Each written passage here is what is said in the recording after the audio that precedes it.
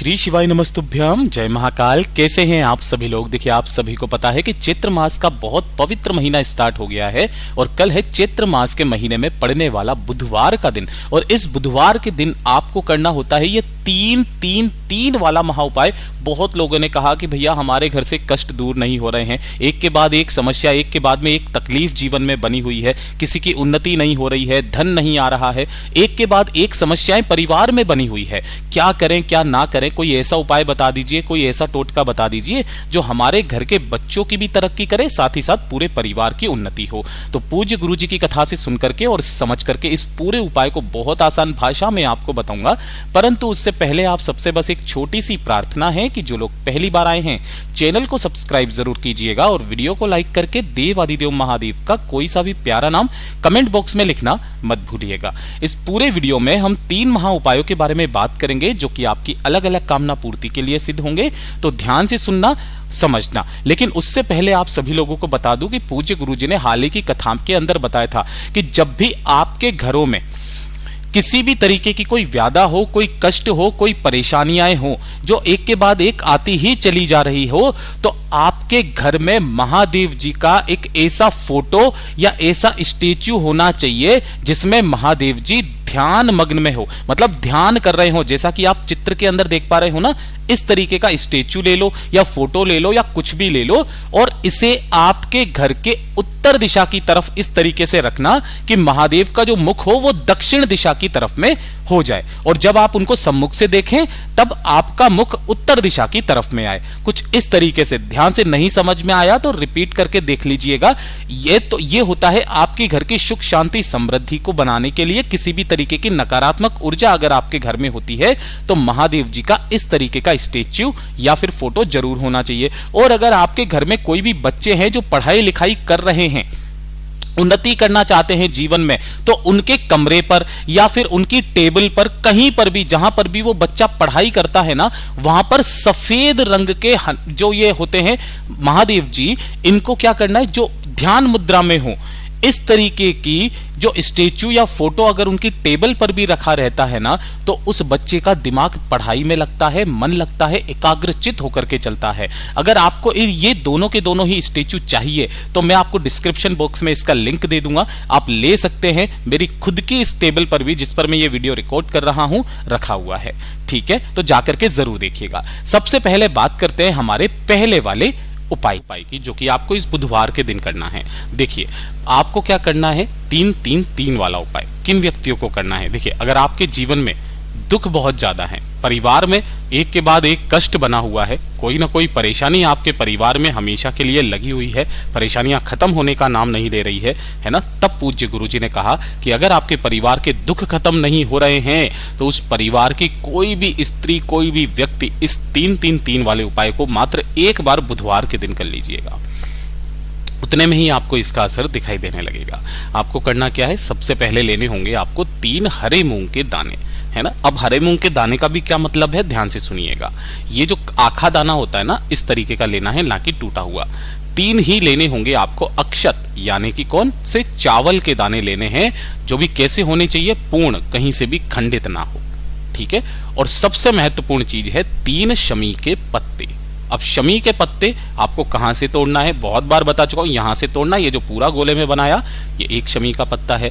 या कहा ऐसा जाता है, जो 1 शमी का पत्ता होता है ना, 52,000 ब्राह्मणों की साक्षी करवाता है और 14 करोड़ सोने की मुद्राओं के बराबर होता है। इतना बड़ा महत्व है शिव महापुराण में शमी के पत्ते का। ठीक है, तो ये हो गया 3-3-3 वाला उपाय। 3 हरे मूंग, 3 चावल और 3 शमी के पत्ते। और इसी के साथ में आपको लेना होगा 1 लोटा शुद्ध जल अपने घर का तांबे के कलश में। इन सभी को लेकर के सुबह या शाम को या प्रदोष काल में या फिर रात्रि में किसी भी समय पहुंच जाना भोले बाबा के मंदिर में शिवलिंग के पास। लेकिन जैसे ही आप यहां पर पहुंचोगे तो आपको पता है कि भोले बाबा के मंदिर की जो रखवाली करते हैं, बाहर की तरफ में जो रहते हैं, वो नंदी बाबा रहते हैं, है ना। तो आपको सबसे पहले नंदी बाबा के पास में जाना है। नंदी बाबा के पास जाकर के अपने घर के, अपने जीवन के समस्त दुख तकलीफों को खत्म करने की कामना करते हुए 3 जो हरे मूंग के दाने आपने लिए हैं वो आपको यहां पर समर्पित कर देना है, नंदी बाबा के उठे पेड़ पर। उसके बाद आपको जाना है भोले बाबा की शिवलिंग के पास में, लेकिन उससे पहले पड़ेगी चौखट, है ना, ये तो आपको पता ही है।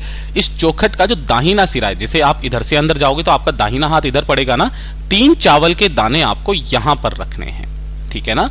अपने घर के, अपने जीवन के कष्टों को खत्म करने की कामना कह के, और उसके बाद में आपको शिवलिंग के पास में जाना है। यहां पर जाकर के आपको शिवलिंग के पीछे की तरफ खड़े हो जाना है, उत्तर दिशा की तरफ, जिससे आपका मुख उत्तर दिशा की तरफ हो जाए। यानी कि जब आप शिवलिंग के पीछे खड़े होगे और शिवलिंग को देखोगे तो जलाधारी की तरफ मुख हो जाएगा, यानी कि उत्तर दिशा की तरफ मुख हो जाएगा। यहां पर आने के पश्चात अब आपको सबसे पहले लोटा जल समर्पित नहीं करना है, जो पूजा पाठ अर्चना करनी है वो करना, और जो 3 शमी के पत्ते हैं उसमें से पहला शमी का पत्ता सबसे पहले आपको जलाधारी पर ऐसे समर्पित करना है कि डंडी इधर की दिशा में रहे, ठीक है। दूसरा शमी का पत्ता अपने जीवन के दुख कष्टों को खत्म करने की कामना करके मैया अशोक सुंदरी पर आपको समर्पित करना है। और जो तीसरा शमी का पत्ता है ना, वो भगवान गणेश जी के चरणाविंद पर स्पर्श करा करके यहां से उठाकर आपको भगवान शिव की शिवलिंग पर इसी क्रम में समर्पित कर देना है। जो 1 लोटा शुद्ध जल आपने लिया है, उस 1 लोटा शुद्ध जल को आपको यहां से धार लगानी है, इस चीज का ध्यान रखना है ना। यहां पर आपको उसकी धार लगानी है श्री शिवाय नमस्तुभ्यम मंत्र का स्मरण करते हुए, और इस लोटे को लेकर के ऐसे आगे की तरफ में आपको बढ़ना है ना। किस तरीके से बढ़ोगे? इस तरीके से, जैसे यहां से ये ऐसे जलाधारी की, तो तीनों पत्तियों पर आपको जल इस तरीके से समर्पित करना है। ऐसे के ऐसे ही पूरी की पूरी धार जलाधारी से शिवलिंग तक आपको लगानी है। इतना करने के पश्चात 2 मिनट वहां पर बैठना, अपने कहां पर लगा देना, जितना जल हो सके उसे रोकना जो भी जलाधारी से नीचे की तरफ गिरता है। कामना बोल करके आपको इस कलश को उठा करके अपने घर पर लेकर के चले जाना है।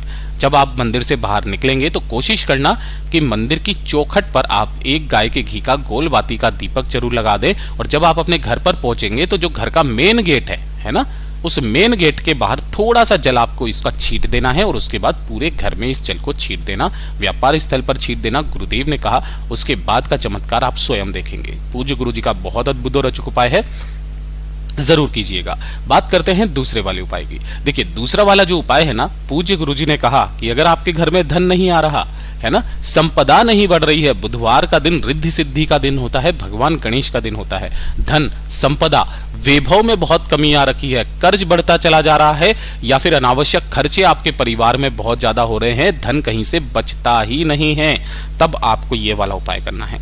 वंश वृद्धि के लिए भी इसी वाले उपाय को किया जाता है।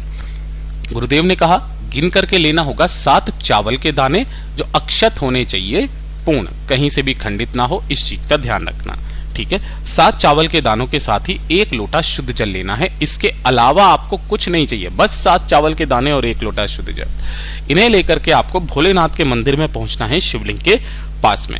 यहां पहुंचकर उत्तर दिशा नॉर्थ डायरेक्शन की तरफ मुख करके खड़े होना, और 1 लोटा शुद्ध जल पहले शिवलिंग पर समर्पित कर देना, श्री शिवाय नमस्तुभ्यम मंत्र का स्मरण करते हुए कुंदकेश्वर महादेव के नाम से, कुंदकेश्वर महादेव के नाम से समर्पित करना।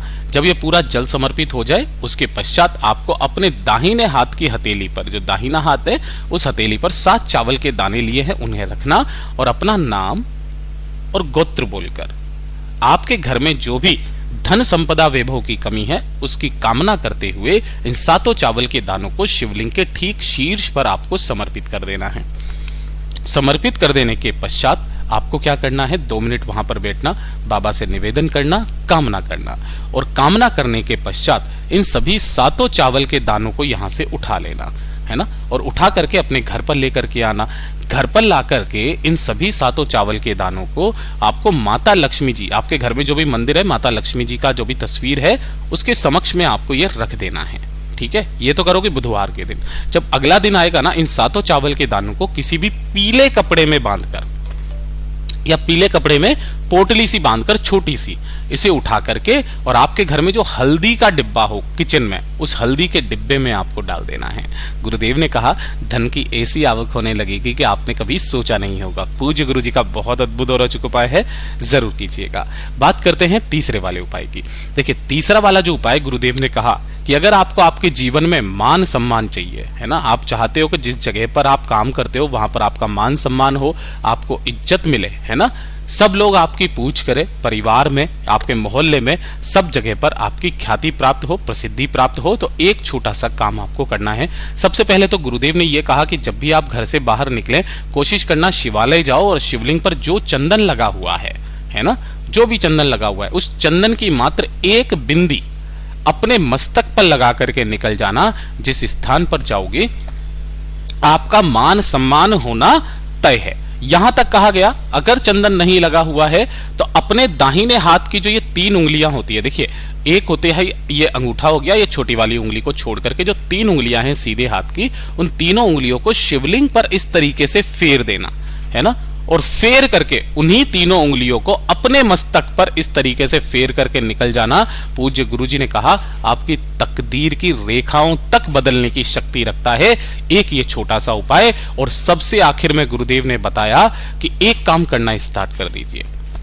जब भी आप स्नान करें किसी भी विशेष तिथि पर, तो अपने नहाने की बाल्टी में मात्र 1 चुटकी पिसी हुई हल्दी आपको डाल लेना है ना, और उसके बाद में उसी जल से आपको स्नान करना है। और स्नान करने के पश्चात आपको सूर्य भगवान जी को अर्घ देना है 1 लोटा शुद्ध जल। ये काम करना स्टार्ट कर दीजिए, फिर देखिएगा आपको जीवन में कितनी ख्याति प्राप्त होती है। पूज्य गुरुजी के ये सभी उपाय बहुत ही ज्यादा खास और अद्भुत है, जरूर कीजिएगा। वीडियो पसंद आए तो लाइक जरूर करना, चैनल को सब्सक्राइब जरूर कीजिएगा। मैं आपसे मिलता हूं अगले वीडियो में, तब तक के लिए ओम नमः शिवाय, जय महाकाल।